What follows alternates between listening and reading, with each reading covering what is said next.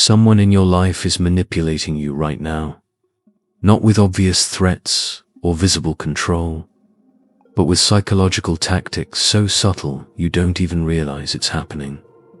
They're rewriting your reality, shifting your emotions, and controlling your decisions while convincing you it's all your idea. The average person encounters manipulation daily. In relationships, at work, in friendships, even within families. And the most dangerous manipulators are the ones you trust. The ones who smile while they undermine you. The ones who make you feel crazy for noticing what they're doing. In the next 25 minutes, I'm going to walk you through 7 psychological manipulation tactics that operate below conscious awareness.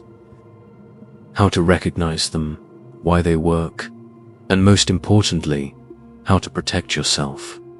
Because once you see these patterns, you can't unsee them. And that awareness is your defense. Let's expose the game. Welcome back to Psychopath, where we decode your mind. If you're ready to spot manipulation before it controls you, hit subscribe because this gets dark. Before we dive into the tactics, we need to understand what manipulation actually is, because not all influence is manipulation. Persuasion is presenting information and allowing someone to make their own decision. Manipulation is using psychological tactics to control someone's thoughts, emotions, or behaviors for your benefit, often against their best interests, while hiding your true intentions. The key difference is consent and transparency. When someone manipulates you, they're bypassing your rational decision-making and targeting your emotional vulnerabilities without your awareness or permission. And here's what makes it so insidious. Good manipulators make you feel like everything is your choice, your idea, your fault. You don't feel controlled. You feel confused, off balance, like something's wrong but you can't quite identify what. That confusion is the manipulation working. Sign number 1. They use intermittent reinforcement to keep you hooked. This is one of the most powerful manipulation tactics in psychology, and it's the same mechanism that makes gambling addictive. Here's how it works. They don't treat you badly all the time. If they did, you'd leave.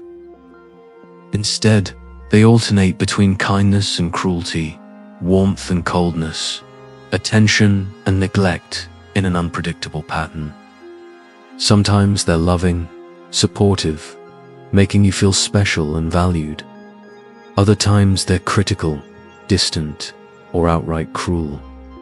You never know which version you're going to get, and that unpredictability is the trap. Behavioral psychology research shows that intermittent reinforcement creates stronger behavioral conditioning than consistent reinforcement. When a rat presses a lever and gets food every time, it learns the pattern quickly and can also unlearn it quickly when the food stops. But when the rat gets food randomly, sometimes after 1 press, sometimes after 10, sometimes not at all, it becomes obsessed. It will press that lever compulsively, desperately, far more than the rat who got consistent rewards. That's what intermittent reinforcement does to the human brain. You become addicted to the good moments, constantly trying to figure out what you did right to earn them. Walking on eggshells to avoid the bad moments, blaming yourself when they happen. The manipulator has trained you to work for their approval without them having to give consistent effort. And you're so focused on earning the next hit of positive reinforcement that you don't realize you're being controlled. Sign number 2. They gaslight you to make you doubt your own perception. Gaslighting is a manipulation tactic where someone makes you question your memory, your perception, your sanity. They deny things they said or did, even when you have clear memory of them. They tell you you're too sensitive, too dramatic, imagining things. They rewrite history to make themselves look innocent and you look unstable. Here's a real example. You confront them about something hurtful they said. They respond with, "I never said that. You're making things up. You're so dramatic." You remember the conversation clearly. You remember how it made you feel. But they're so confident in their denial that you start to doubt yourself. Maybe you misheard.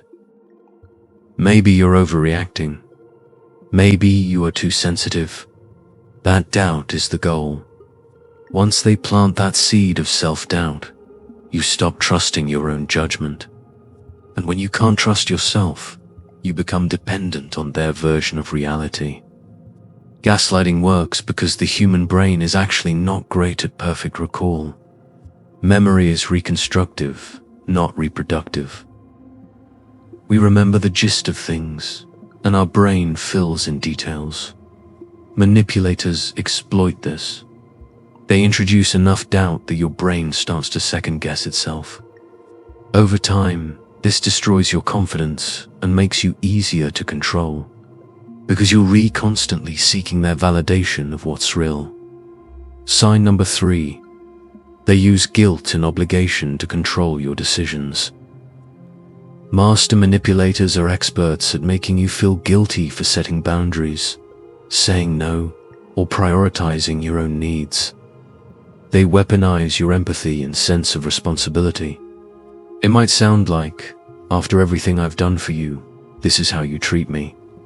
Or, "I guess I'm just not important to you." Or, "If you really cared about me, you would do this." They're not asking. They're emotionally blackmailing. They're attaching guilt to your autonomy so that every time you try to assert yourself, you feel like a bad person. And if you have a naturally empathetic or people-pleasing personality, this tactic is devastatingly effective. You end up prioritizing their needs over your own. Not because you want to, but because saying no feels like betrayal. Psychologically, this works through something called the reciprocity principle. Humans have a deep-seated need to repay debts, even emotional ones. If someone does something for you, you feel obligated to do something in return. Manipulators exploit this by either exaggerating what they've done for you, reminding you constantly, or doing unsolicited favors so they can hold them over you later. They create a sense of debt that you can never fully repay. And any time you try to establish boundaries or independence, they cash in that emotional debt to pull you back in line. Sign number 4. They isolate you from your support system. This is a classic manipulation tactic used by abusers, cult leaders, and toxic individuals. They slowly, subtly, cut you off from the people who care about you, who would call out the manipulation, who would support you leaving. It starts small. They criticize your friends. "She's such a bad influence. He doesn't really care about you." They create drama or tension whenever you spend time with others. They make you feel guilty for having outside relationships. "Why do you need other friends when you have me?" They monopolize your time and attention. Over time, your world shrinks. You stop seeing friends because it's easier than dealing with the manipulator's reaction. You stop confiding in family because the manipulator has convinced you they don't understand.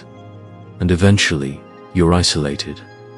You have no outside perspective, no one to reality check what's happening, no support if you try to leave.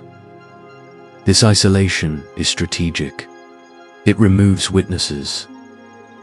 It removes alternative viewpoints.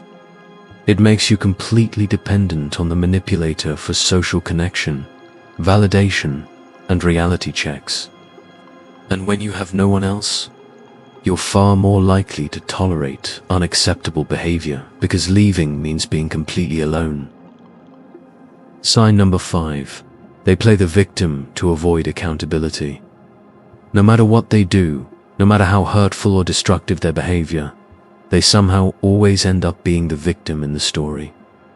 You try to address something they did wrong, and suddenly the conversation shifts. They're hurt that you would accuse them. They're the ones suffering. They've had such a hard life. And here you are, making things worse. You came to them with a legitimate concern, and now you're apologizing to them. This is a manipulation tactic called DARVO, which stands for deny, attack, reverse victim, and offender. First, they deny what they did. Second, they attack you for bringing it up. Third, they reverse the roles so they become the victim and you become the perpetrator. This tactic is psychologically brilliant because it exploits human empathy. Most people don't want to hurt others. When someone presents themselves as hurt or vulnerable, your instinct is to comfort and apologize, even if you did nothing wrong. The manipulator knows this. By playing the victim, they deflect accountability, make you feel guilty for even raising the issue, and train you to stop bringing up problems. Over time, you stop confronting them because every attempt ends with you apologizing and them getting away with everything. Sign number 6. They use triangulation to create jealousy and competition. Triangulation is when a manipulator brings a third person into the dynamic to create insecurity, jealousy, or competition.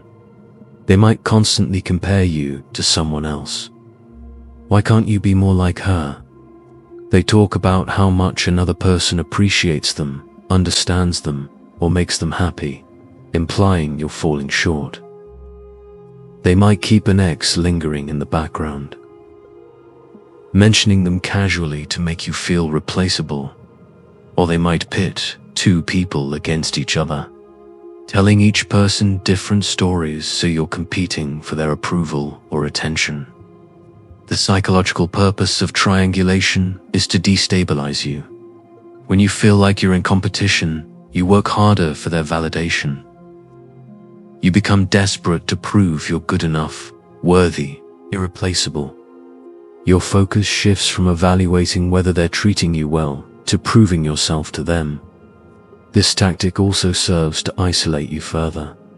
If they've convinced you that other people don't really understand or appreciate you the way they do, or that you're uniquely difficult and no one else would tolerate you, you become more dependent on them and less likely to seek support elsewhere.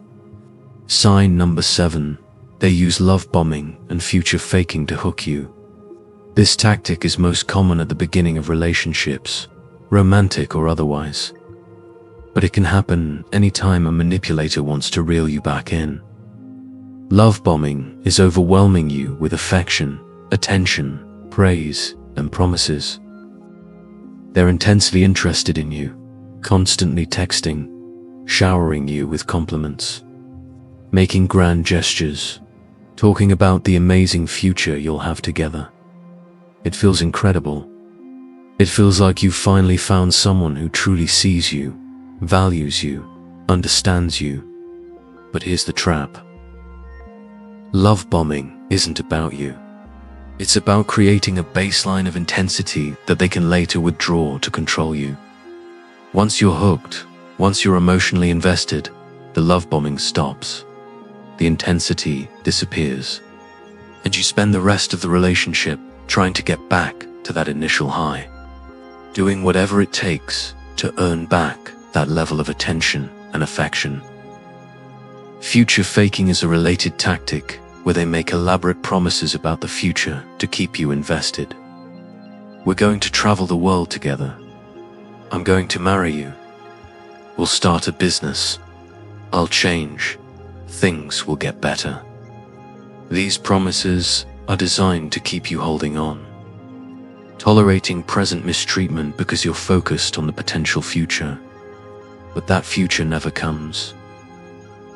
The promises are constantly delayed, revised, or abandoned, and you're left confused, wondering why things aren't progressing, blaming yourself for not being patient enough, not supportive enough.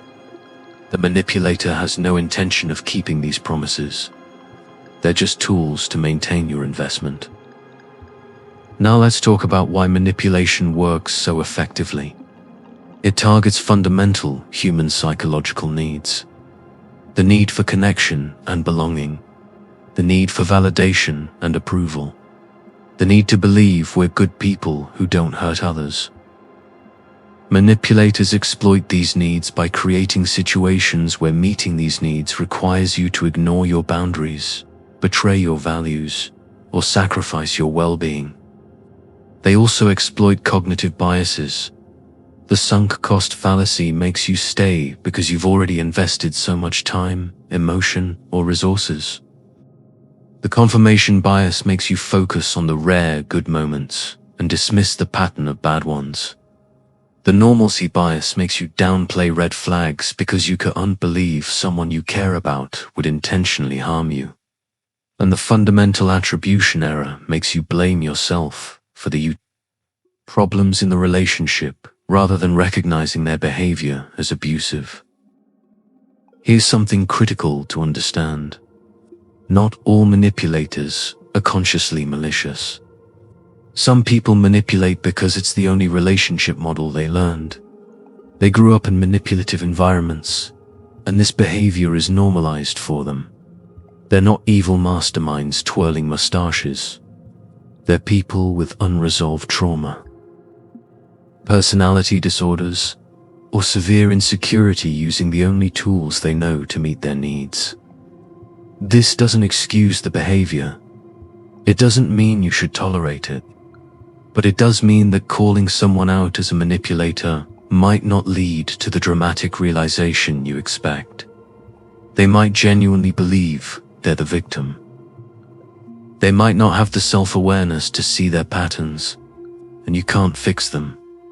You can only protect yourself. So how do you protect yourself from manipulation? First, trust your instincts. If something feels off, if you feel confused, anxious, or constantly on edge around someone, that's information. Don't dismiss it as paranoia or sensitivity. Your subconscious often picks up on manipulation before your conscious mind can articulate it. Second, maintain outside relationships and perspectives. Manipulators thrive in isolation. Having friends, family, or a therapist who can offer objective feedback is crucial. Third, establish and enforce boundaries. Manipulators test boundaries constantly. If you say no and they push back, guilt you, or ignore it entirely, that's a red flag. Healthy people respect boundaries even when disappointed. Fourth, document things if you're dealing with chronic gaslighting. Keep a journal of conversations, events, how you felt. When someone denies reality, you'll have a record to trust. Fifth, educate yourself.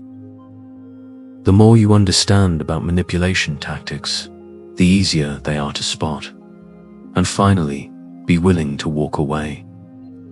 Sometimes the only way to protect yourself from a manipulator is to remove them from your life entirely. And I know that's easier said than done, especially if it's a family member, romantic partner, or boss. But your mental health and autonomy matter more than maintaining a toxic relationship. Let me share a real example. James worked for a manager named Karen who used manipulation masterfully. When James started the job, Karen was incredibly supportive, praising his work, confiding in him, making him feel like a valued team member. Then the intermittent reinforcement started. Some days, Karen would be warm and encouraging. Other days, she'd be cold, critical, implying James wasn't meeting expectations without specifying how. James became anxious, constantly trying to figure out what he was doing wrong. When he'd bring up specific concerns, Karen would gaslight him. "I never said that. You're being overly sensitive. You're misunderstanding my feedback." She'd compare him to other employees. "Michael never has these issues. Maybe you're not cut out for this role." This triangulation made James feel inadequate and competitive. Karen would also play the victim. I'm under so much stress. I need team members I can rely on. And James, feeling guilty, would work longer hours, take on extra projects, desperate to prove himself. Over a year, James became isolated from colleagues. Karen had subtly discouraged him from building relationships with the team. Anxious, depressed, and convinced he was failing. It wasn't until a trusted friend outside work pointed out that Karen's behavior was abusive that James recognized the manipulation. He documented everything, spoke to HR, and eventually transferred to a different department. Looking back, he realized every single manipulation tactic was present. He just couldn't see it while he was in it. Here's what I want you to take away from this. Manipulation is not about intelligence. Smart, strong, capable people get manipulated all the time because manipulation targets emotions, not logic. It's about recognizing the patterns, trusting yourself, and being willing to prioritize your well-being over maintaining a relationship that's harming you. And if you're watching this and thinking, oh no, I do some of these things, that's actually a good sign. It means you have self-awareness. True manipulators rarely recognize or admit their behavior.